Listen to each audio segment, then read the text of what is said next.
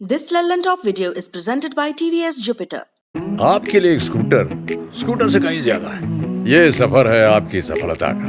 देखिए, ये हमसफर के साथ का सफर है, इसीलिए हमने बनाया ये नया जुपिटर, जो है हर स्कूटर से ज्यादा।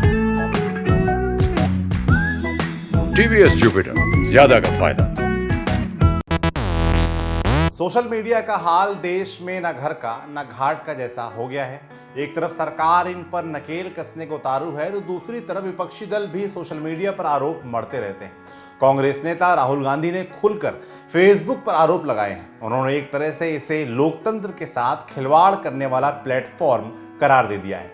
इतना ही नहीं, उन्होंने भारत में फेसबुक के सीईओ को भाजपाई तक कह दिया है। आइए जानते हैं पूरा मामला क्या है और क्या राहुल गांधी के आरोपों में दम है। पहले जानिए राहुल गांधी क्या कह रहे हैं। राहुल गांधी के एक स्टेटमेंट को कांग्रेस पार्टी ने एक पोस्ट के तौर पर इंस्टाग्राम पर शेयर किया है। इसमें राहुल गांधी कह रहे हैं, आधुनिक तकनीकों के साथ यदि आप फेसबुक और व्हाट्सएप को नियंत्रित कर पाते हैं तो आपको वोट पर हमला करने की जरूरत ही नहीं है। आप वैसे भी नैरेटिव को नियंत्रित करते हैं। सभी जानते हैं कि फेसबुक इंडिया का प्रमुख एक भाजपाई है।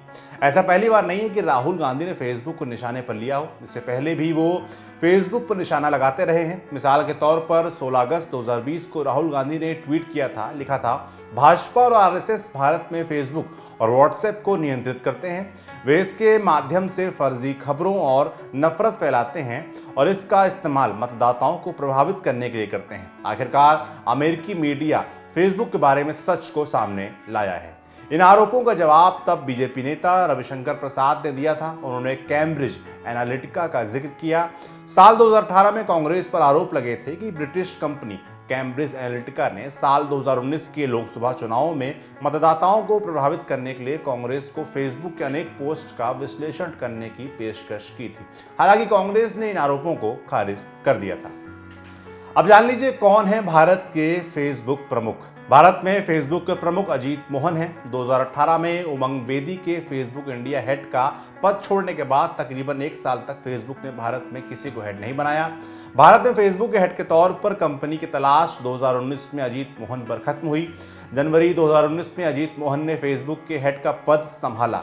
अब इनके बारे में भी कुछ जान लेते हैं। 44 साल के अजीत मोहन कोच्चि केरल से हैं। 1993 से 97 के दौरान अजीत ने नान्यांग टेक्नोलॉजिकल यूनिवर्सिटी सिंगापुर से BAS की पढ़ाई की और इसके बाद इकोनॉमिक्स और इंटरनेशनल रिलेशंस में जॉन हॉपकिंस यूनिवर्सिटी से MA और फिर वॉर्टन स्कूल अमेरिका से फाइनेंस में MBA की पढ़ाई की। अजीत के लिंक्डइन प्रोफाइल से ये जानकारी हमने आपको बताई है।